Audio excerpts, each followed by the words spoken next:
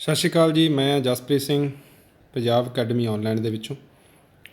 ਅੱਜ ਆਪਾਂ ਡਿਸਕਸ ਕਰਨੇ ਆ ਕਿ ਪੰਜਾਬ ਮਤਲਬ ਕਿ ਪਹਿਲਾਂ ਆਪਣੀਆਂ ਜਿਹੜੀਆਂ ਦੋ ਵੀਡੀਓ ਸੀਗੀਆਂ ਉਹ ਪੰਜਾਬ ਜੀਕੇ 'ਤੇ ਸੀਗੀਆਂ। ਆਪਾਂ ਟੌਪਿਕ ਵਾਈਜ਼ ਹੀ ਹਰ ਇੱਕ ਜੀਕੇ ਦਾ ਜਿੰਨੇ ਵੀ ਸਬਜੈਕਟ ਨੇ ਆਪਾਂ ਕੰਪਲੀਟ ਕਰਾਂਗੇ, ਅਤੇ ਜਿੰਨੇ ਵੀ ਮੌਕ ਟੈਸਟ ਜਾਂ ਸਟੈਟਿਕ ਜੀਕੇ ਦੇ ਜਿੰਨੇ ਵੀ ਪਾਰਟ ਨੇ ਜਾਂ ਜਿੰਨੇ ਵੀ ਕੁਐਸਚਨ ਨੇ ਬਣਨਗੇ ਉਹ ਤੁਹਾਡੇ ਨਾਲ ਵਿਨੀਤ ਸਰ ਡਿਸਕਸ ਕਰਿਆ ਕਰਨਗੇ। ਤਾਂ ਸੋ ਪਲੀਜ਼ ਤੁਹਾਨੂੰ ਸਾਰਿਆਂ ਨੂੰ ਰਿਕੁਐਸਟ ਹੈ ਕਿ ਵਿਨੀਤ ਸਰ ਦਾ ਸੈਸ਼ਨ ਜ਼ਰੂਰ ਸਾਰੇ ਅਟੈਂਡ ਕਰਿਆ ਕਰੋ। ਅਤੇ ਆਪਾਂ ਅੱਜ ਜਿਹੜੀ ਗੱਲ ਕਰਨ ਜਾ ਰਹੇ ਹਾਂ ਉਹ ਭਾਰਤ ਦਾ ਇਤਿਹਾਸ।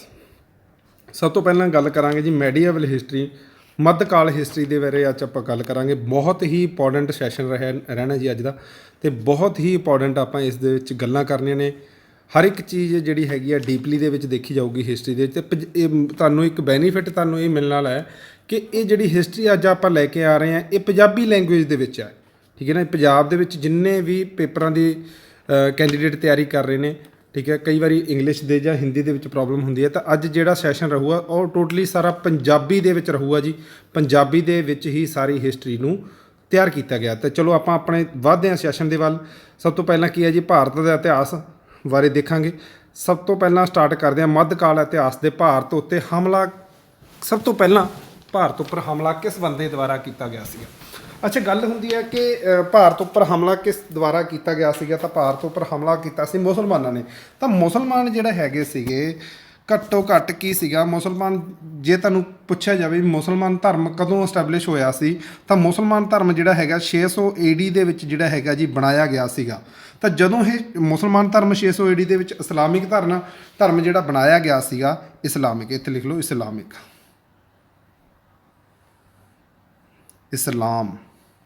ਇਸਲਾਮ ਧਰਮ ਜਿਹੜਾ ਹੈਗਾ ਜੀ 600 AD ਦੇ ਵਿੱਚ, ਕਿਉਂਕਿ ਆਪਾਂ 600 AD ਦਾ ਜਿਹੜਾ ਟਾਈਮ ਪੀਰੀਅਡ ਆ ਉਹ ਏਸ਼ੀਅੰਟ ਹਿਸਟਰੀ ਦਾ ਸਭ ਤੋਂ ਪੁਰਾਣੀ ਹਿਸਟਰੀ ਜਿਹੜੀ ਮੰਨੀ ਜਾਂਦੀ ਆ, ਆਪਾਂ ਉਹ ਵੀ ਕਵਰ ਅਪ ਕਰਾਂਗੇ। ਸਭ ਤੋਂ ਪਹਿਲਾਂ ਆਪਣੇ ਵਾਸਤੇ ਹੀ ਬਣਦੀ ਹੈ ਕਿ ਮੈਡੀਏਵਲ ਹਿਸਟਰੀ ਬਹੁਤ ਇੰਪੋਰਟੈਂਟ ਬਣਦੀ ਹੈ ਪੇਪਰਾਂ ਦੇ ਲਈ। SSC, ਪੰਜਾਬ ਪੁਲਿਸ, ਦੇਖੋ ਸਭ ਤੋਂ ਜ਼ਿਆਦਾ ਕੀ ਹੈ, ਪੰਜਾਬ ਪੁਲਿਸ, ਪੰਜਾਬ ਪਟਵਾਰੀ, ਠੀਕ ਹੈ ਜੀ, ਮਾਰਕਫੈਡ ਦੀਆਂ ਜਿੰਨੀਆਂ ਵੀ ਪੋਸਟਾਂ ਆਈਆਂ ਨੇ, ਇੱਕ ਹੋਰ ਪੋਸਟਾਂ ਜਿਹੜੀਆਂ ਬੈਂਕਿੰਗ ਦੇ ਵਿੱਚ ਆਈਆਂ ਨੇ, ਕੋਆਪਰੇਟਿਵ ਬੈਂਕ ਦੇ ਵਿੱਚ ਜਿੰਨੀਆਂ ਵੀ ਪੋਸਟ ਆਈਆਂ ਨੇ, ਨਰਸਰੀ ਟੀਚਰ ਟ੍ਰੇਨਿੰਗ ਦੇ ਜਿਹੜੇ ਐਜੂਕੇਸ਼ਨ ਹੈ NTT, ਉਹਨਾਂ ਵਾਸਤੇ ਵੀ ਇਹ ਜਿਹੜਾ ਸੈਸ਼ਨ ਅੱਜ ਦਾ ਹੈਗਾ ਬਹੁਤ ਹੀ ਇੰਪੋਰਟੈਂਟ ਰਹਿਣ ਵਾਲਾ ਹੈ। ਤਾਂ ਜਿਹੜਾ ਇਸਲਾਮਿਕ ਧਰਮ ਸੀਗਾ 600 AD ਦੇ ਵਿੱਚ ਬਣਾਇਆ ਗਿਆ ਸੀਗਾ। ਜਦੋਂ ਇਹ ਧਰਮ ਬਣਿਆ ਸੀਗਾ ਤਾਂ ਇਸ ਧਰਮ ਨੂੰ ਦੋ ਭਾਗਾਂ ਦੇ ਵਿੱਚ ਵੰਡਿਆ ਗਿਆ ਸੀਗਾ ਜੀ। ਕਿਹੜੇ ਕਿਹੜੇ ਸੀਗੇ? ਇੱਕ ਸੀਗਾ ਤੁਹਾਡਾ ਅਰਬੀ, ਦੂਸਰਾ ਸੀਗਾ ਤੁਹਾਡਾ ਤੁਰਕੀ। ਦੋ ਭਾਗਾਂ ਦੇ ਵਿੱਚ ਵੰਡਿਆ ਗਿਆ ਸੀਗਾ ਜੀ ਤੁਰਕੀ।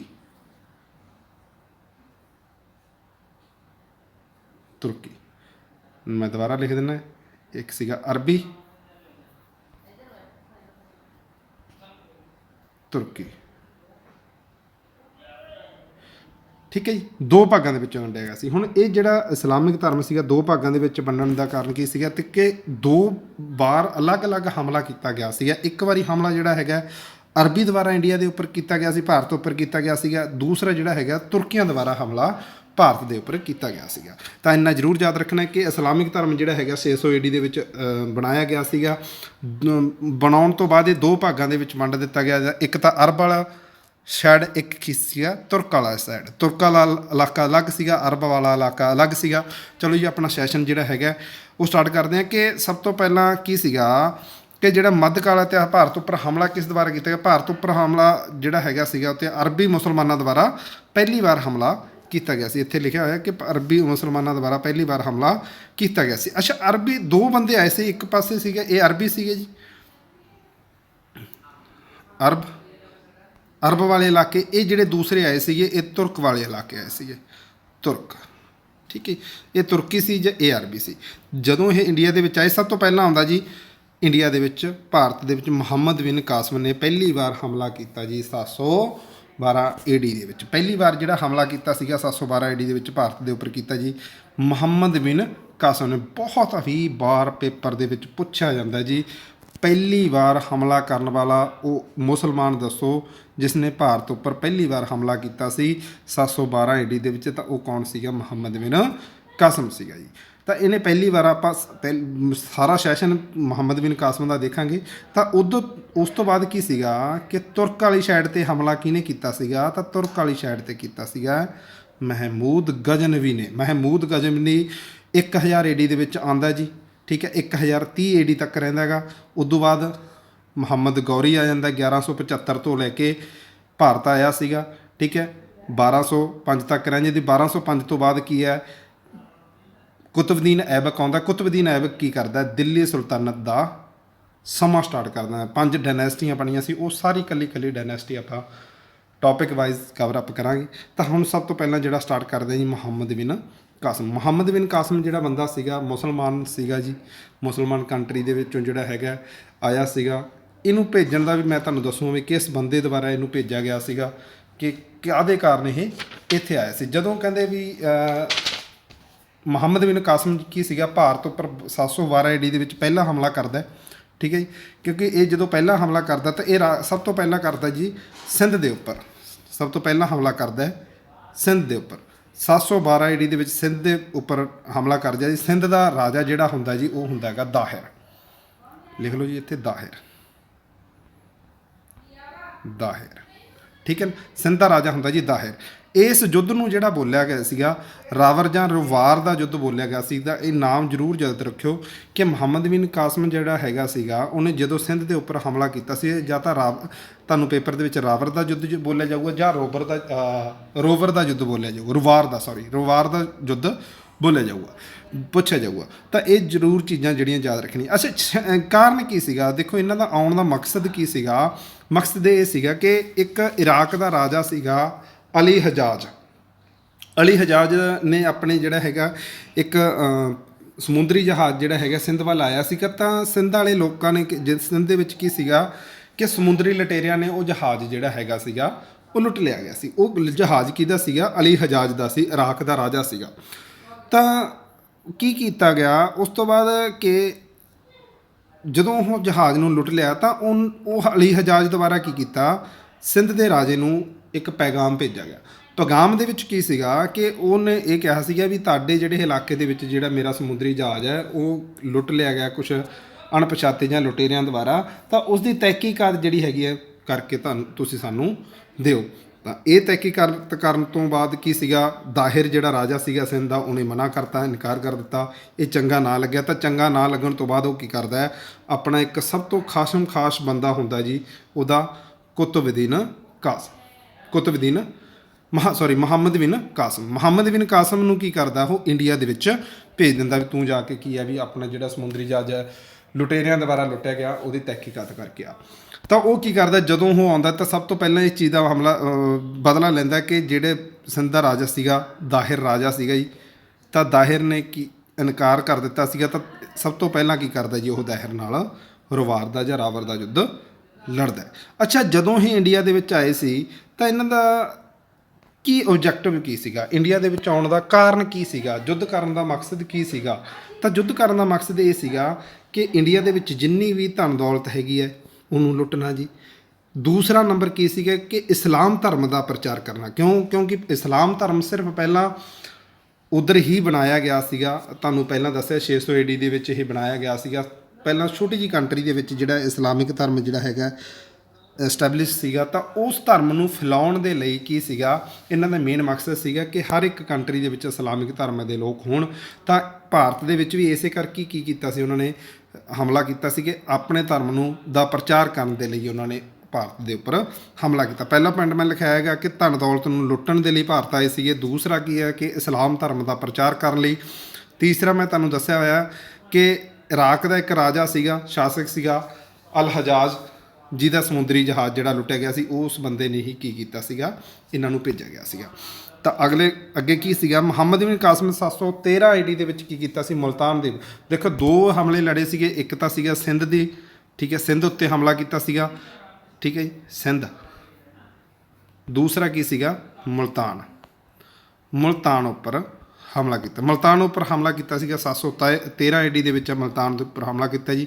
ਸਿੰਧ ਦਾ ਰਾਜੇ ਨੂੰ ਕੀ ਕਰਦਾ, ਉਹ ਕੈਪਚਰ ਮਤਲਬ ਕਿ ਬੰਦੀ ਬਣਾ ਕੇ ਆਪਣੇ ਨਾਲ ਲੈ ਜਾਂਦਾ। ਅਤੇ ਜਿਹੜਾ ਮੁਲਤਾਨ ਸੀਗਾ, ਮੁਲਤਾਨ ਨੂੰ ਉਹ ਕੀ ਕਰਦਾ, ਮੁਲਤਾਨ ਨੂੰ ਹਮਲਾ ਕਰਕੇ ਲੁੱਟ ਲੈਂਦਾ। ਮੁਲਤਾਨ ਨੂੰ ਲੁੱਟ ਕੇ, ਕਿਉਂਕਿ ਮੁਲਤਾਨ ਦੇ ਵਿੱਚ ਸਭ ਤੋਂ ਜ਼ਿਆਦਾ ਸਿਉਣਾ ਪਾਇਆ ਜਾਂਦਾ ਜੀ। ਸਿਉਣਾ ਲੁੱਟ ਕੇ ਜਾਂਦਾ ਇੱਕ ਗੱਲ ਕਹਿ ਜਾਂਦਾ ਕਿ ਦ ਸਿਟੀ ਆਫ, ਮੁਲਤਾਨ ਨੂੰ ਨਾਮ ਦੇ ਦਿੰਦਾ the city of gold, the city of gold. ਹੁਣ ਤੁਹਾਨੂੰ ਬਹੁਤ ਵਾਰ ਪੇਪਰ ਦੇ ਵਿੱਚ ਪੁੱਛਿਆ ਜਾਂਦਾ ਹੈ ਕਿ ਦ ਸਿਟੀ ਆਫ ਗੋਲਡ ਕਿਹੜੀ ਹੈ ਜੀ, ਤਾਂ ਤੁਸੀਂ ਜ਼ਰੂਰ ਦੱਸਣਾ ਮੁਲਤਾਨ। ਅੰਮ੍ਰਿਤਸਰ ਨਹੀਂ ਲਗਾ ਦੇਣਾ, ਦ ਗੋਲਡ ਟੈਂਪਲ ਹੈ ਜੀ ਅੰਮ੍ਰਿਤਸਰ।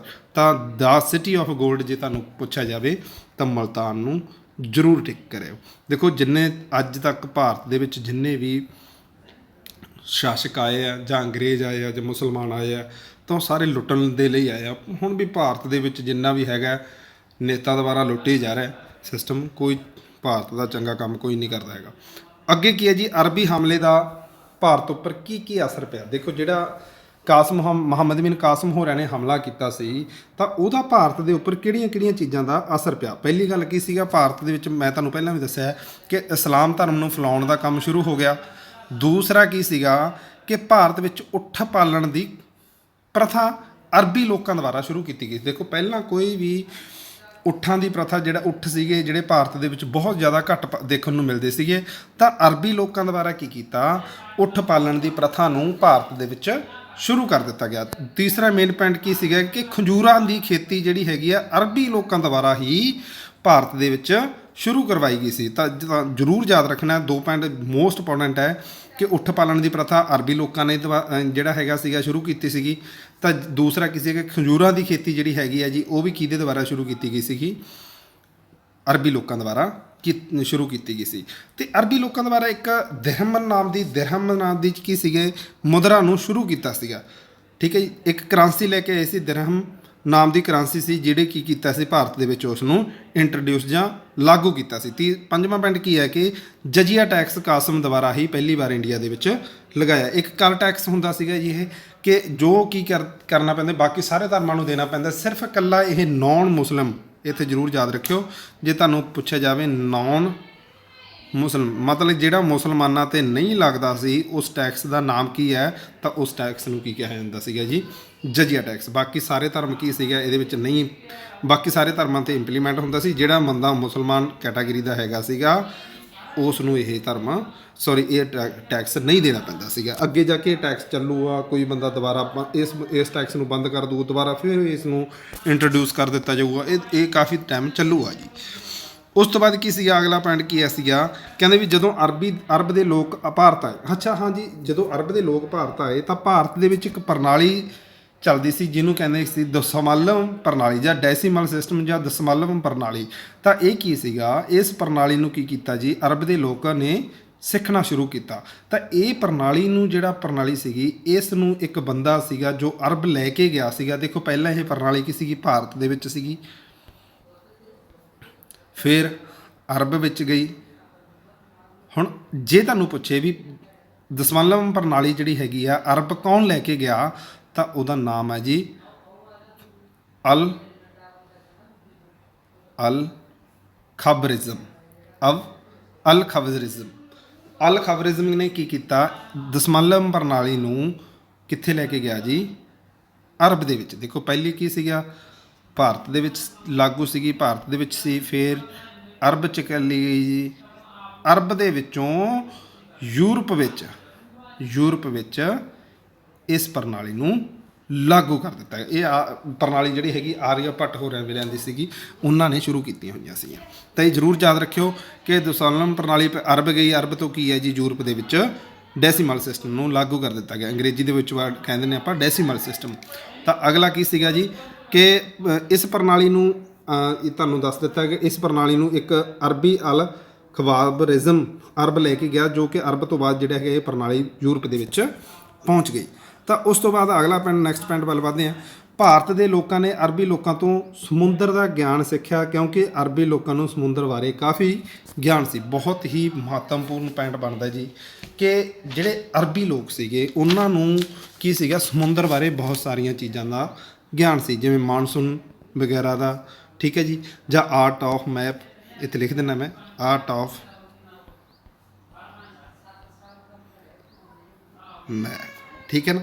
ਤਾਂ ਇਹਨਾਂ ਸਾਰੀਆਂ ਚੀਜ਼ਾਂ ਬਾਰੇ ਕਾਫੀ ਗਿਆਨ ਰੱਖਦੇ ਸੀਗੇ ਅਰਬ ਦੇ ਲੋਕ।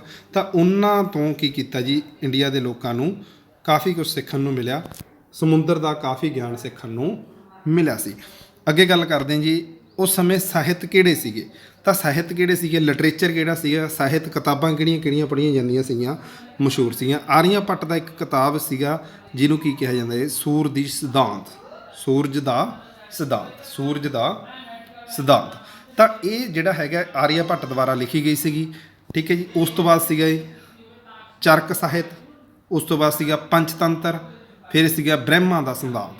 ਇਹ ਸਾਰੇ ਜਿੰਨੀਆਂ ਵੀ ਸਾਹਿਤ ਸੀਗੀਆਂ, ਇਹ ਸਾਰਾ ਸਾਹਿਤ ਕੀ ਕੀਤਾ, ਅਰਬੀਆਂ ਨੇ ਆਪਣੀ ਭਾਸ਼ਾ ਦੇ ਵਿੱਚ ਟਰਾਂਸਲੇਟ ਕਰ ਦਿੱਤਾ। ਹੁਣ ਤੁਹਾਨੂੰ ਜੇ ਪੁੱਛਿਆ ਜਾਵੇ ਇਹ ਜਿਹੜਾ ਸਾਹਿਤ ਸੀਗਾ ਇਹ ਕਿਹੜੀ ਲੈਂਗੁਏਜ ਦੇ ਵਿੱਚ ਟਰਾਂਸਲੇਟ ਕੀਤਾ ਗਿਆ ਸੀਗਾ, ਤਾਂ ਇੰਨਾ ਜ਼ਰੂਰ ਲਿਖਣਾ ਕਿ ਅਰਬੀ ਭਾਸ਼ਾ ਦੇ ਵਿੱਚ, ਇੱਕ ਮਿੰਟ,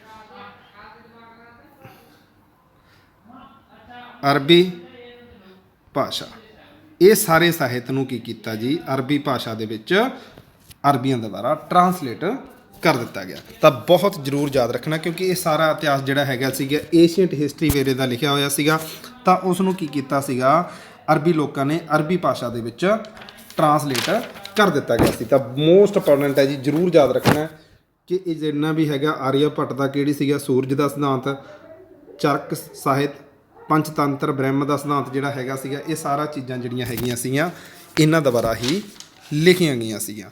ਅੱਛਾ, ਇੱਕ ਮੈਂ ਤੁਹਾਨੂੰ ਪਿੱਛੇ ਇੱਕ ਚੀਜ਼ ਹੋਰ ਰਿਵਾਈਜ਼ ਕਰਾਉਣਾ ਹੈ ਕਿ ਜਿਹੜਾ ਮੁਹੰਮਦ ਬਿਨ ਕਾਸਿਮ ਦਾ ਜਿਹੜਾ ਇੱਥੇ ਪੁਆਇੰਟ ਇੱਕ ਹੋਰ ਨੋਟ ਕਰਿਓ ਕਿ ਮੁਹੰਮਦ ਬਿਨ ਕਾਸਿਮ ਜਦੋਂ ਇੰਡੀਆ ਦੇ ਵਿੱਚ ਆਇਆ ਸੀ, ਇਹ ਸਾਰੀਆਂ ਚੀਜ਼ਾਂ ਦਾ ਪਤਾ ਆਪਾਂ ਨੂੰ ਕਿੱਥੋਂ ਮਿਲਦਾ ਹੈ, ਠੀਕ ਹੈ ਨਾ। ਬਹੁਤ ਹੀ ਮਸ਼ਹੂਰ, ਬਹੁਤ ਹੀ ਇੰਪੋਰਟੈਂਟ ਕੁਐਸਚਨ ਬਣਦਾ ਜੀ ਕਿ ਇਸ ਮੁਹੰਮਦ ਬਿਨ ਕਾਸਿਮ ਦਾ ਕਿਹੜੀ ਬੁੱਕ ਦੇ ਵਿੱਚੋਂ ਇਤਿਹਾਸ ਪਤਾ ਲੱਗਦਾ ਹੈ। ਤਾਂ ਇੱਕ ਬੁੱਕ ਦਾ ਨਾਮ ਹੈ ਜੀ ਚਚਨਾਮਾ। ਕੀ ਹੈ ਜੀ ਬੁੱਕ ਦਾ ਨਾਮ, ਚਚਨਾਮਾ। ਹੁਣ ਚਚਨਾਮਾ ਦੇ ਕਿਤਾਬ ਦੇ ਵਿੱਚੋਂ ਆਪਾਂ ਨੂੰ ਹਰ ਇੱਕ ਚੀਜ਼, ਇਹ ਸਾਰਾ ਜਿੰਨਾ ਵੀ ਮੈਡੀਏਵਲ ਦਾ ਇਤਿਹਾਸ ਹੈ ਉਹਦੇ ਵਿੱਚ ਲਿਖਿਆ ਹੋਇਆ। ਤੇ ਇਹ ਚਚਨਾਮਾ ਜਿਹੜੀ ਕਿਤਾਬ ਸੀ ਕਿਹਦੇ ਦੁਆਰਾ ਲਿਖੀ ਗਈ ਸੀ, ਇਹ ਸੀਗਾ ਅਲੀ ਅਹਿਮਦ।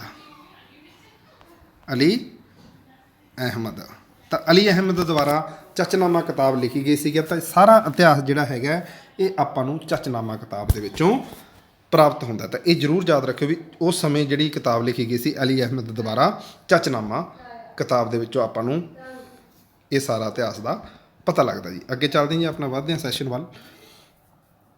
ਅੱਛਾ ਜੀ, ਅੱਗੇ ਆਉਂਦਾ ਜੀ ਜਿਹੜਾ ਤੁਰਕੀ ਜਿਹੜਾ ਸ਼ਾਸਨ ਸੀਗਾ, ਗਜ਼ਨਵੀ ਸੀਗਾ। ਜਿਹੜਾ ਗਜ਼ਨਵੀ ਤੋਂ ਪਹਿਲਾਂ ਇੱਕ ਸ਼ਾਸਕ ਹੁੰਦਾ ਸੀਗਾ ਜੀ, ਠੀਕ ਹੈ। ਇੱਥੇ ਮੈਂ ਤੁਹਾਨੂੰ ਜ਼ੂਮ ਕਰਕੇ ਦਿਖਾਉਣਾ, ਇਹ ਆਪਣਾ ਅਫਗਾਨਿਸਤਾਨ ਹੈ। ਅਫਗਾਨਿਸਤਾਨ ਦੇ ਵਿੱਚ ਇੱਕ ਸ਼ਾਸਨ ਹੁੰਦਾ ਸੀਗਾ, ਉਸ ਬੰਦੇ ਦਾ ਨਾਮ ਮੈਂ ਤੁਹਾਨੂੰ ਲਿਖ ਦਿੰਦਾ। ਉਸ ਬੰਦੇ ਦਾ ਨਾਮ ਸੀਗਾ ਜੀ ਅਲਪਤਗੀਨ।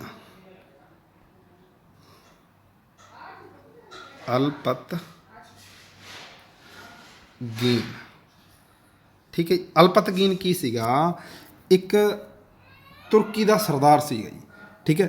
ਅਲਪਤਗੀਨ ਨਾਮ ਦਾ ਇੱਕ ਬੰਦਾ ਸੀਗਾ ਜੋ ਉਹ ਇੱਕ ਸਰਦਾਰ ਸੀਗਾ ਕਿਹਦਾ, ਤੁਰਕੀ ਦਾ। ਤਾਂ ਜਿਹਨੇ ਕੀ ਕੀਤਾ ਸੀਗਾ, ਗਜ਼ਨੀ ਸਾਮਰਾਜ ਦੀ ਸਥਾਪਨਾ ਕੀਤੀ। ਜ਼ਰੂਰ ਯਾਦ ਰੱਖਿਓ, ਅਲਪਤਗੀਨ ਨਾਮ ਦਾ ਬੰਦਾ ਇੱਕ ਤੁਰਕੀ ਸਰਦਾਰ ਸੀ ਜਿਸ ਬੰਦੇ ਨੇ ਕੀ ਕੀਤਾ, ਗਜ਼ਨੀ ਸਾਮਰਾਜ ਦੀ ਸਥਾਪਨਾ ਕੀਤੀ। ਜੇ ਤੁਹਾਨੂੰ ਪੁੱਛਿਆ ਜਾਵੇ ਗਜ਼ਨੀ ਸਾਮਰਾਜ ਦੀ ਸਥਾਪਨਾ ਕਦੋਂ ਕੀਤੀ, 932 ਏਡੀ ਦੇ ਵਿੱਚ। 932 ਏਡੀ ਦੇ ਵਿੱਚ ਗਜ਼ਨੀ ਸਾਮਰਾਜ ਦੀ ਸਥਾਪਨਾ ਕੀਤੀ। ਉੱਥੋਂ ਇਹਨਾਂ ਨੂੰ ਗਜ਼ਨੀ ਦਾ ਖਿਤਾਬ ਮਿਲਿਆ ਸੀਗਾ। ਤਾਂ ਇਹ ਖਿਤਾਬ ਜਿਹੜਾ ਹੈਗਾ ਇਹ ਗਜ਼ਨੀ ਦਾ ਮਤਲਬ ਕੀ ਸੀਗਾ ਕਿ ਗਜ਼ਨੀ ਇੱਕ ਅਫਗਾਨਿਸਤਾਨ ਦੇ ਵਿੱਚ ਇੱਕ ਜਗ੍ਹਾ ਦਾ ਨਾਮ ਹੈ ਜੀ। ਇੱਥੇ ਇੱਕ ਅਫਗਾਨਿਸਤਾਨ ਦੇ ਵਿੱਚ ਇੱਕ ਗਜ਼ਨੀ ਜਗ੍ਹਾ ਹੈ। ਤਾਂ ਜਿੱਥੋਂ ਕੀ ਕੀਤਾ ਸੀਗਾ, ਆਪਣੇ ਸਾਮਰਾਜ ਦੀ ਸਥਾਪਨਾ, ਗਜ਼ਨੀ ਸਾਮਰਾਜ ਦੀ ਸਥਾਪਨਾ ਕੀਤੀ ਗਈ ਸੀ। ਕਿਹਦੇ ਦੁਆਰਾ, ਅਲਪਤਗੀਨ ਦੁਆਰਾ 932 ਏਡੀ ਦੇ ਵਿੱਚ। ਬਾਅਦ ਦੇ ਵਿੱਚ ਕੀ ਕੀਤਾ ਕਿ ਉਸੇ ਨੂੰ ਗਜ਼ਨੀ ਨਾਮ ਦੀ ਜਗ੍ਹਾ ਸੀ ਜਿਹੜੀ, ਉਸੇ ਨੂੰ ਬਾਅਦ ਦੇ ਵਿੱਚ ਆਪਣੀ ਕੈਪੀਟਲ ਨੂੰ ਸਥਾਪਿਤ ਕਰ ਦਿੱਤਾ ਗਿਆ। ਅਲਪਤਗੀਨ ਦੁਆਰਾ ਬਾਅਦ ਦੇ ਵਿੱਚ ਕੀ ਕੀਤਾ ਗਿਆ, ਗਜ਼ਨੀ, ਇੱਥੇ ਲਿਖ ਲਓ ਜੀ ਗਜ਼ਨੀ।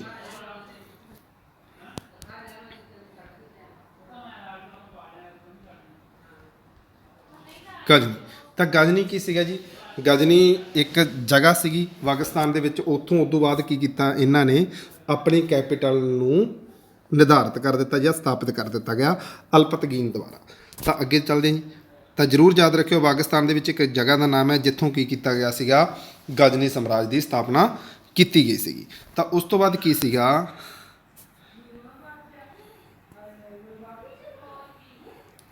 ਅਲਪਤਗੀਨ ਨਾਮ ਦਾ ਇੱਕ ਤੁਰਕੀ ਸਰਦਾਰ ਗਜ਼ਨੀ ਸਾਮਰਾਜ ਦੀ ਸਥਾਪਨਾ ਕਰਦਾ ਜੀ, ਠੀਕ ਹੈ, 932 ਏਡੀ ਦੇ ਵਿੱਚ, ਤੁਹਾਨੂੰ ਦੱਸ ਚੁੱਕੇ ਹਾਂ ਜੀ।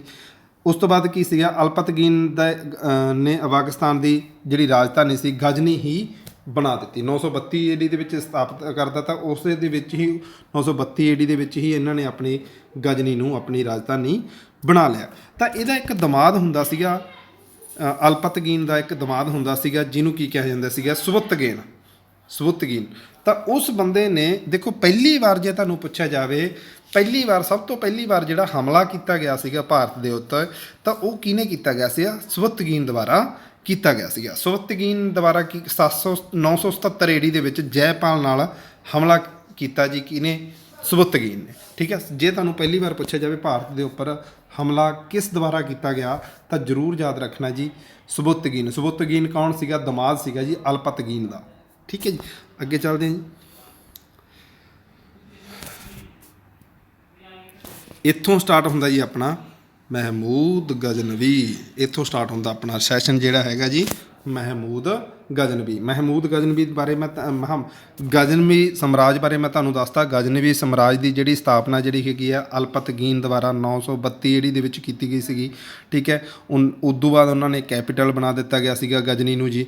ਉਸ ਤੋਂ ਬਾਅਦ ਇਹਨਾਂ ਦਾ ਅਲਪਤਗੀਨ ਦਾ ਇੱਕ ਦਮਾਦ ਹੁੰਦਾ ਸੀ, ਸਭ ਤੋਂ ਪਹਿਲੀ ਵਾਰ ਉਹਨੇ ਕੀ ਕੀਤਾ ਸੀਗਾ, ਹਿੰਦੂ ਰਾਜਾ ਹੁੰਦਾ ਸੀਗਾ ਜੀ ਜੈਪਾਲ ਭਾਰਤ ਦਾ, ਤਾਂ ਉਸ ਦੇ ਉੱਪਰ 977 ਏਡੀ ਦੇ ਵਿੱਚ ਹਮਲਾ ਕੀਤਾ ਸੀਗਾ। ਤਾਂ ਉਸ ਤੋਂ ਬਾਅਦ ਜਿਹੜੇ ਆਪਾਂ ਪੜ੍ਹਨਾ ਜੀ, ਉਹ ਕਿਹਦੇ ਬਾਰੇ ਪੜ੍ਹਨਾ ਹੈ, ਮਹਿਮੂਦ ਗਜ਼ਨਵੀ ਦੁਆਰਾ ਪੜ੍ਹਨਾ ਜੀ।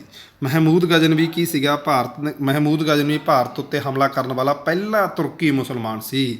ਤਾਂ ਇਹ ਜ਼ਰੂਰ ਯਾਦ ਰੱਖਿਓ ਕਿ ਭਾਰਤ ਉੱਪਰ ਹਮਲਾ ਕਰਨ ਵਾਲਾ ਪਹਿਲਾ ਤੁਰਕੀ ਮੁਸਲਮਾਨ ਕੌਣ ਸੀਗਾ, ਮਹਿਮੂਦ ਗਜ਼ਨਵੀ। ਕਦੋਂ ਆਇਆ ਸੀ ਇੰਡੀਆ ਦੇ ਵਿੱਚ ਇਹ, 1000 ਏਡੀ ਦੇ ਵਿੱਚ, 1000 ਏਡੀ ਦੇ ਵਿੱਚ। ਅੱਛਾ, ਜਦੋਂ ਇਹ ਇੰਡੀਆ ਦੇ ਵਿੱਚ 1000 ਏਡੀ ਦੇ ਵਿੱਚ ਆਇਆ ਸੀ, ਉਸ ਤੋਂ ਪਹਿਲਾਂ 998 ਦੇ ਵਿੱਚ ਇਹਨੂੰ ਮਤਲਬ ਕਿ 998 ਦੇ ਵਿੱਚ ਇਹ ਸਬੁਤਗੀਨ, ਇਹ ਦੇਖੋ ਇੱਕ ਗੱਲ ਕੀ ਤੁਹਾਨੂੰ ਦੱਸ ਦਿੰਦਾ, ਪਹਿਲਾਂ ਕੀ ਸੀਗਾ, ਜਿਹੜਾ ਸਬੁਤਗੀਨ ਸੀਗਾ ਉਹ ਦਮਾਦ ਸੀਗਾ ਕਿਹਦਾ ਜੀ, ਅਲਪਤਗੀਨ ਦਾ। ਅੱਗੇ 998 ਦੇ ਵਿੱਚ ਕੀ ਸੀਗਾ, ਜਦੋਂ ਸਬੁਤਗੀਨ ਦੀ ਮੌਤ ਹੋ ਜਾਂਦੀ ਹੈ, ਤਾਂ ਉਸ ਤੋਂ ਬਾਅਦ ਇਹਦਾ ਮੁੰਡਾ, ਇਹਦਾ ਪੁੱਤਰ ਕੀ ਸੀਗਾ, ਮਹਿਮੂਦ ਗਜ਼ਨਵੀ, ਜੋ ਕਿ ਅਗਲਾ ਰਾਜਾ ਬਣਦਾ ਹੈ। ਮਹਿਮੂਦ ਗਜ਼ਨਵੀ ਕਿਹਦਾ ਪੁੱਤਰ ਸੀਗਾ, ਸਬੁਤਗੀਨ ਦਾ ਇਕਲੌਤਾ ਪੁੱਤਰ ਸੀ ਜਿਹੜਾ 998 ਦੇ ਵਿੱਚ ਰਾਜਾ ਬਣਿਆ। ਜਦੋਂ ਇਹ ਰਾਜਾ ਬਣਿਆ ਤਾਂ ਇਹਨੂੰ ਅਲੱਗ-ਅਲੱਗ ਉਪਾਧੀਆਂ ਮਿਲੀਆਂ ਜੀ, ਠੀਕ ਹੈ। ਕੀ ਮਿਲੀਆਂ, ਅਲੱਗ-ਅਲੱਗ ਉਪਾਧੀਆਂ, ਕਹਿਣ ਦਾ ਮਤਲਬ ਟਾਈਟਲ, ਅਲੱਗ-ਅਲੱਗ ਟਾਈਟਲ ਦਿੱਤੇ ਗਏ ਗਜ਼ਨਵੀ ਨੂੰ। ਤਾਂ ਕਿਹੜੇ ਟਾਈਟਲ ਸੀਗਾ ਜੀ, ਜਾਮੀਨ ਉਦ-ਦੁੱਲਾ, ਠੀਕ ਹੈ ਜੀ, ਜਾਮੀਨ ਉਦ-ਦੁੱਲਾ ਦਾ ਇੱਕ ਟਾਈਟਲ ਦਿੱਤਾ ਗਿਆ ਜੀ। ਦੂਸਰਾ ਕਿਹੜਾ ਸੀਗਾ, ਜ਼ਮੀਨ ਉਲ ਮਲਾਹ ਦਾ ਟਾਈਟਲ, ਸੁਲਤਾਨ ਦਾ ਟਾਈਟਲ, ਗਾਜੀ ਦਾ ਟਾਈਟਲ, ਬੁੱਤ ਛਕਣ ਦਾ ਮਤਲਬ ਕੀ ਸੀਗਾ ਕਿ ਇਹਦੇ ਦੁਆਰਾ ਮੂਰਤੀਆਂ ਦੀ, ਕਾਫੀ ਸਾਰੀਆਂ ਮੂਰਤੀਆਂ ਦੀ ਜਿਹੜੀ ਹੈਗੀ ਆ ਤੋੜ ਫੋੜ ਕੀਤੀ ਗਈ ਸੀਗੀਆਂ। ਇਹਦੇ ਦੁਆਰਾ ਕਾਫੀ ਮੰਦਰ ਮਸਜਿਦਾਂ ਦੇ ਵਿੱਚ ਕੀ ਸੀਗਾ, ਮੂਰਤੀਆਂ ਨੂੰ ਤੋੜ ਦਿੱਤਾ ਗਿਆ ਸੀਗਾ। ਤਾਂ ਇਸ ਨੂੰ ਕੀ ਕਿਹਾ ਜਾਂਦਾ ਸੀਗਾ, ਬੁੱਤ ਛਕਣ ਦਾ ਖਿਤਾਬ ਦਿੱਤਾ ਗਿਆ ਸੀਗਾ, ਜਾਂ ਬੁੱਤ ਛਕਣ ਦੀ ਉਪਾਧੀ ਜਾਂ ਟਾਈਟਲ ਦਿੱਤਾ ਗਿਆ ਸੀਗਾ। ਤਾਂ ਗਜ਼ਨਵੀ ਦੁਆਰਾ ਭਾਰਤ ਉੱਪਰ ਕਿੱਥੇ ਹਮਲਾ ਕੀਤਾ ਗਿਆ, ਇਹ ਡਿਸਕਸ ਕਰਦੇ ਹਾਂ ਜੀ। ਗਜ਼ਨਵੀ ਦੁਆਰਾ ਭਾਰਤ ਉੱਪਰ 17 ਵਾਰ ਜਿਹੜਾ ਹੈਗਾ ਸੀਗਾ ਭਾਰਤ ਉੱਪਰ ਹਮਲਾ ਗਜ਼ਨਵੀ ਦੁਆਰਾ ਕੀਤਾ ਗਿਆ। ਹਮਲਾ ਕਰਨ ਦਾ ਕਾਰਨ ਕੀ ਸੀਗਾ, ਉਹੀ ਹੈ ਜੀ ਸੇਮ ਹੀ ਜਿਹੜਾ ਪਹਿਲਾਂ ਸੀਗਾ, ਧਨ ਲੁੱਟਣਾ ਜੀ, ਇਸਲਾਮ ਧਰਮ ਨੂੰ ਫੈਲਾਉਣਾ, ਠੀਕ ਹੈ, ਮੱਧ ਏਸ਼ੀਆ ਦੇ ਵਿੱਚ ਆਪਣੇ ਸਾਮਰਾਜ ਦਾ ਵਿਸਤਾਰ ਕਰਨਾ। ਤਾਂ ਜ਼ਰੂਰ ਯਾਦ ਰੱਖਿਓ, ਏਸ਼ੀਆ ਵਾਲੀ ਜਿਹੜੀ ਸਾਈਡ ਸੀਗੀ ਜਾਂ ਮੱਧ ਏਸ਼ੀਆ ਵਾਲੀ ਜਿਹੜੀ ਸਾਈਡ ਸੀਗੀ, ਉਹਦੇ ਵਿੱਚ ਆਪਣੇ ਧਰਮ ਦਾ ਵਿਸਤਾਰ ਕਰਨਾ ਇਹਨਾਂ ਦਾ ਮੁੱਖ ਮਕਸਦ ਸੀਗਾ ਜੀ, ਇਹਨਾਂ ਦਾ ਹਮਲਾ ਕਰਨ ਦਾ ਭਾਰਤ ਦੇ ਉੱਪਰ। ਹਮਲਾ ਹੁਣ ਕਿਹੜੀਆਂ ਸੀਗਾ, ਪਹਿਲਾ ਹਮਲਾ ਜਿਹੜਾ ਹਿੰਦੂ ਸਾਮਰਾਜ ਦੇ ਸੀਮਾਵਰਤੀ ਖੇਤਰ ਦੇ ਵਿੱਚ, ਪਸ਼ਾਵਰ ਦੇ ਜਿਹੜੇ ਆਸ-ਪਾਸ ਵਾਲਾ ਖੇਤਰ ਸੀਗਾ, ਪਹਿਲਾ ਹਮਲਾ 1000 ਏਡੀ ਦੇ ਵਿੱਚ ਗਜ਼ਨਵੀ ਦੁਆਰਾ ਕੀਤਾ ਜਾਂਦਾ ਜੀ। ਆਪਾਂ ਸਾਰੇ ਹਮਲੇ ਆਪਾਂ ਨਹੀਂ ਪੜ੍ਹਨੇ ਹੈਗੇ ਜੀ, ਮੇਨ ਹਮਲੇ ਜਿਹੜੇ ਹੈਗੇ ਆਪਾਂ ਡਿਸਕਸ ਕਰਨੇ ਆ, ਜਿਹੜੇ ਮੇਨ ਪੇਪਰਾਂ ਦੇ ਵਿੱਚ ਬਹੁਤ ਵਾਰ ਰਿਪੀਟ ਹੁੰਦੇ ਆ, ਉਹੀ ਹੀ ਹਮਲੇ ਆਪਾਂ ਜਿਹੜੇ ਹੈਗੇ ਆ ਜ਼ਰੂਰ ਡਿਸਕਸ ਕਰਾਂਗੇ। ਤਾਂ ਦੂਸਰਾ ਹਮਲਾ ਜਿਹੜਾ ਕਰਵਾਇਆ ਗਿਆ ਸੀਗਾ ਜੀ, ਦੂਸਰਾ ਹਮਲਾ ਗਜ਼ਨਵੀ ਦੁਆਰਾ ਕੀਤਾ ਗਿਆ ਸੀਗਾ, ਉਹ ਹੋਇਆ ਸੀਗਾ ਜੀ 1000 1 ਏਡੀ ਦੇ ਵਿੱਚ ਹਿੰਦੂ ਸ਼ਾਹੀ ਰਾਜਾ ਜੈਪਾਲ ਦੇ ਨਾਲ ਕੀਤਾ ਗਿਆ ਸੀਗਾ ਜੀ।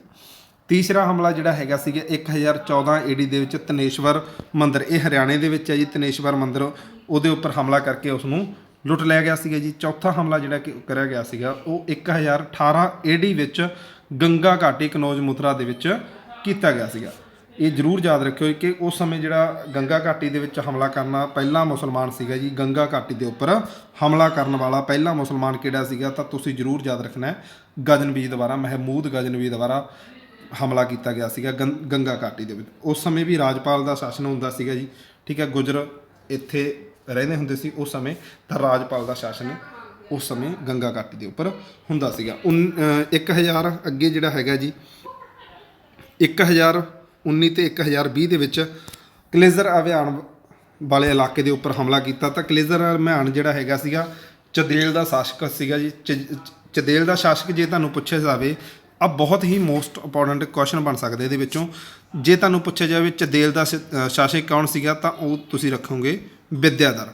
ਵਿਦਿਆਧਰ ਦੁਆਰਾ ਪਹਿਲੀ ਵਾਰ ਵਿਦਿਆਧਰ ਦੁਆਰਾ ਭਾਰਤ ਦਾ ਪਹਿਲਾ ਰਾਜਾ ਹੋਇਆ ਜੀ, ਜਿਹੜੇ ਨੇ ਮੁਸਲਮਾਨ ਨੂੰ ਟੱਕਰ ਦਿੱਤੀ ਸੀਗੀ। ਜਿਹੜੇ ਬੰਦੇ ਨੇ ਮੁਸਲਮਾਨ ਇੱਕ ਰੂਲਰ ਨੂੰ ਜਾਂ ਇੱਕ ਰਾਜੇ ਨੂੰ ਹਰਾਇਆ ਸੀ, ਉਸ ਬੰਦੇ ਦਾ ਨਾਮ ਦੱਸੋ, ਤਾਂ ਉਸ ਬੰਦੇ ਦਾ ਨਾਮ ਕੀ ਹੈ ਜੀ? ਵਿਦਿਆਧਰ। ਤਾਂ ਵਿਦਿਆਧਰ ਚਦੇਲ ਦਾ ਸ਼ਾਸਕ ਸੀਗਾ। 1019-20 ਦੇ ਵਿੱਚ ਕੀ ਕੀਤਾ ਸੀਗਾ, ਜਦੋਂ ਕਲੇਜ਼ਰ ਅਭਿਆਨ ਹੋਇਆ ਸੀਗਾ ਤਾਂ ਕਲੇਜ਼ਰ ਦਾ ਅਭਿਆਨ ਦੇ ਵਿੱਚ ਹਮਲਾ ਕੀਤਾ, ਤਾਂ ਉਸ ਸਮੇਂ ਚਦੇਲ ਦਾ ਸ਼ਾਸਕ ਵਿਦਿਆਧਰ ਦੁਆਰਾ ਗਜ਼ਨਵੀ ਨੂੰ ਹਰਾ ਦਿੱਤਾ ਗਿਆ ਜੀ, ਠੀਕ ਹੈ। ਤਾਂ ਬਹੁਤ ਮੋਸਟ ਇੰਪੋਰਟੈਂਟ ਕੁਐਸਚਨ ਬਣ ਸਕਦਾ ਜੀ ਕਿ ਵਿਦਿਆਧਰ ਦੁਆਰਾ ਪਹਿਲੀ ਵਾਰ ਗਜ਼ਨਵੀ ਨੂੰ ਹਰਾਇਆ ਗਿਆ ਸੀਗਾ। 16ਵਾਂ ਹਮਲਾ ਜਿਹੜਾ ਕੀਤਾ ਗਿਆ ਸੀਗਾ ਉਹ ਸੋਮਨਾਥ ਟੈਂਪਲ ਦੇ ਉੱਪਰ ਕੀਤਾ ਗਿਆ ਸੀਗਾ। ਸੋਮਨਾਥ ਟੈਂਪਲ ਕਿੱਥੇ ਹੈ ਜੀ? ਗੁਜਰਾਤ ਦੇ ਵਿੱਚ ਹੈ ਜੀ। ਜ਼ਰੂਰ ਯਾਦ ਰੱਖਿਓ ਗੁਜਰਾਤ ਦੇ ਵਿੱਚ ਕਿਹੜੇ ਧਰਮ ਦੀ ਪੂਜਾ ਕੀਤੀ ਜਾਂਦੀ ਹੈ? ਸ਼ਿਵ ਦੀ ਪੂਜਾ ਕੀਤੀ ਜਾਂਦੀ ਹੈ ਜੀ, ਠੀਕ ਹੈ ਜੀ। ਇਹ ਜ਼ਰੂਰ ਚੀਜ਼ਾਂ ਨੂੰ ਯਾਦ ਰੱਖਣਾ ਜੀ, ਠੀਕ ਹੈ ਜੀ। 1025 ਏਡੀ ਦੇ ਵਿੱਚ 16ਵਾਂ ਹਮਲਾ ਜਿਹੜਾ ਹੈਗਾ ਸੋਮਨਾਥ ਟੈਂਪਲ ਦੇ ਉੱਪਰ ਗਜ਼ਨਵੀ ਦੁਆਰਾ ਕੀਤਾ ਗਿਆ। ਤਾਂ 17ਵਾਂ ਹਮਲਾ ਜਿਹੜਾ ਕੀਤਾ ਗਿਆ ਸੀਗਾ 1027 ਵਿੱਚ ਮੁਲਤਾਨ ਦੇ ਖਖੋਰ ਜਾਟ ਦੇ ਵਿਰੁੱਧ ਕੀਤਾ ਗਿਆ ਸੀ, ਜਿਨ੍ਹਾਂ ਨੇ ਕੀ ਕੀਤਾ ਸੀਗਾ, ਗਜ਼ਨਵੀ ਨੂੰ ਗ੍ਰਿਫਤਾਰ ਕਰ ਲਿਆ ਗਿਆ ਸੀਗਾ ਜੀ, ਠੀਕ ਹੈ। 17ਵਾਂ ਹਮਲਾ ਜਿਹੜਾ ਹੈਗਾ ਸੀਗਾ ਮੁਲਤਾਨ ਦੇ ਖਖੋਰ ਜਾਟਾਂ ਦੇ ਵਿਰੁੱਧ ਕੀਤਾ ਗਿਆ ਸੀਗਾ। ਖਖੋਰ ਜਾਟਾਂ ਨੇ ਇਹਨੂੰ ਕੀ ਕੀਤਾ ਗਿਆ ਸੀਗਾ, ਗ੍ਰਿਫਤਾਰ ਕਰ ਲਿਆ ਗਿਆ ਸੀ। ਗ੍ਰਿਫਤਾਰ ਕਰਨ ਤੋਂ ਬਾਅਦ 1030 ਏਡੀ ਦੇ ਵਿੱਚ ਗਜ਼ਨਵੀ ਦੀ ਮੌਤ ਹੋ ਜਾਂਦੀ ਹੈ ਜੀ, ਕੈਥਲ ਦੇ ਨੇੜੇ, ਠੀਕ ਹੈ ਜੀ। ਤਾਂ ਉੱਥੇ ਕੀ ਹੁੰਦਾ ਜੀ, ਇਹਦੀ ਮੌਤ ਹੋ ਜਾਂਦੀ ਹੈ 1030 ਏਡੀ ਦੇ ਵਿੱਚ। ਜਾਟ ਦੁਆਰਾ ਇਹਨਾਂ ਨੂੰ ਗ੍ਰਿਫਤਾਰ ਕਰ ਲਿਆ ਜਾਂਦਾ ਅਤੇ 1030 ਦੇ ਵਿੱਚ ਇਹਦੀ ਮੌਤ ਹੋ ਜਾਂਦੀ ਹੈ। ਕੁਝ ਹੋਰ ਜਾਣਕਾਰੀਆਂ ਜਿਹੜੀਆਂ ਗਜ਼ਨਵੀ ਦੁਆਰਾ, ਗਜ਼ਨਵੀ ਦੀ ਸੈਨਾ ਦੇ ਵਿੱਚ ਇੱਕ ਹਿੰਦੂ ਬੰਦਾ ਹੁੰਦਾ ਸੀਗਾ ਜੀ, ਹਿੰਦੂ ਨਾਮ ਦਾ ਇੱਕ ਸੈਨਾਪਤੀ ਭਰਤੀ ਹੋਇਆ ਸੀਗਾ, ਜਿਸ ਨੂੰ ਕੀ ਕਿਹਾ ਜਾਂਦਾ ਸੀਗਾ, ਤਿਲਕ ਨਾਮ ਦਾ ਸੈਨਾਪਤੀ ਸੀਗਾ, ਜੋ ਹਿੰਦੂ ਧਰਮ ਨੂੰ ਬਿਲੋਂਗ ਕਰਦਾ ਸੀ ਅਤੇ ਉਹਦਾ ਸੈਨਾਪਤੀ ਬਣਾਇਆ ਗਿਆ ਸੀਗਾ। ਤਾਂ ਇਹਦੇ ਦੁਆਰਾ ਅਰਬੀ ਮੁਦਰਾ ਨਾਲ ਚਾਂਦੀ ਦੇ ਸਿੱਕਿਆਂ ਦਾ ਵੀ ਚਲਾਏ ਗਏ। ਭਾਰਤ ਦੇ ਵਿੱਚ ਕੀ ਸੀਗਾ, ਅਰਬੀ ਮੁਦਰਾ ਜਿਹੜੀ ਦਿਰਹਮ ਤੁਹਾਨੂੰ ਤਾਂ ਪਹਿਲਾਂ ਦੱਸਿਆ ਸੀਗਾ, ਉਹਦੇ ਨਾਲ ਕੀ ਕੀਤਾ ਸੀਗਾ, ਚਾਂਦੀ ਦੇ ਸਿੱਕਿਆਂ ਦਾ ਵੀ ਨਿਰਮਾਣ ਕਿਹਦੇ ਦੁਆਰਾ ਕਰਵਾਇਆ ਗਿਆ ਸੀਗਾ, ਗਜ਼ਨਵੀ ਦੁਆਰਾ ਕਰਵਾਇਆ ਗਿਆ ਸੀਗਾ। ਹੁਣ ਗਜ਼ਨਵੀ ਦੇ ਨਾਲ ਜਿਹੜੇ ਇਤਿਹਾਸਕਾਰ ਆਏ ਆ ਉਹਨਾਂ ਬਾਰੇ ਡਿਸਕਸ ਕਰਦੇ ਹਾਂ, ਕਿਉਂਕਿ ਇਹ ਬਹੁਤ ਹੀ ਇੰਪੋਰਟੈਂਟ ਨੇ ਆਪਣੇ ਵਾਸਤੇ। ਬਹੁਤ ਵਾਰ ਪੁੱਛੇ ਵੀ ਜਾਂਦੇ ਨੇ ਗਜ਼ਨਵੀ ਦੇ ਇਤਿਹਾਸਕਾਰ ਜਿਹੜੇ ਹੈਗੇ ਆ ਜੀ, ਬਹੁਤ ਵਾਰ ਪੁੱਛੇ ਗਏ ਆ ਪੇਪਰਾਂ ਦੇ ਵਿੱਚ। ਸਭ ਤੋਂ ਪਹਿਲਾਂ ਜੀ ਅਲਬਰੂਨੀ ਹੈ ਜੀ, ਇੱਥੇ ਥੋੜ੍ਹਾ ਜਿਹਾ ਮਿਸਟੇਕ ਹੋ ਗਈ ਤਾਂ ਜ਼ਰੂਰ ਸਹੀ ਕਰ ਲਿਓ। ਤਾਂ ਅਲਬਰੂਨੀ ਦੁਆਰਾ ਕਿਹੜੀ ਕਿਤਾਬ ਲਿਖੀ ਗਈ ਸੀਗੀ? ਤਹਿਕੀਕ ਏ ਹਿੰਦ ਅਲਬਰੂਨੀ ਦੁਆਰਾ ਲਿਖੀ ਗਈ ਸੀ, ਜੋ ਕਿ ਪੂਰੀ ਹੀ ਅਰਬੀ ਭਾਸ਼ਾ ਦੇ ਵਿੱਚ ਲਿਖੀ ਹੋਈ ਹੈ। ਦੂਸਰਾ ਸੀਗਾ ਜੀ ਬੰਦਾ ਫਰਦੋਸੀ ਦੁਆਰਾ ਸ਼ਾਹਨਾਮਾ, ਜੋ ਕਿ ਫਾਰਸੀ ਭਾਸ਼ਾ ਦੇ ਵਿੱਚ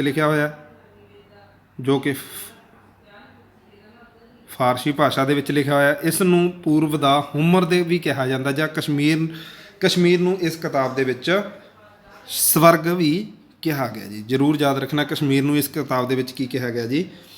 ਸਵਰਗ, ਧਰਤੀ ਦਾ ਸਵਰਗ, ਠੀਕ ਹੈ। ਕਸ਼ਮੀਰ ਨੂੰ ਇਸ ਕਿਤਾਬ ਦੇ ਵਿੱਚ ਧਰਤੀ ਦਾ ਸਵਰਗ ਵੀ ਕਿਹਾ ਗਿਆ ਜੀ।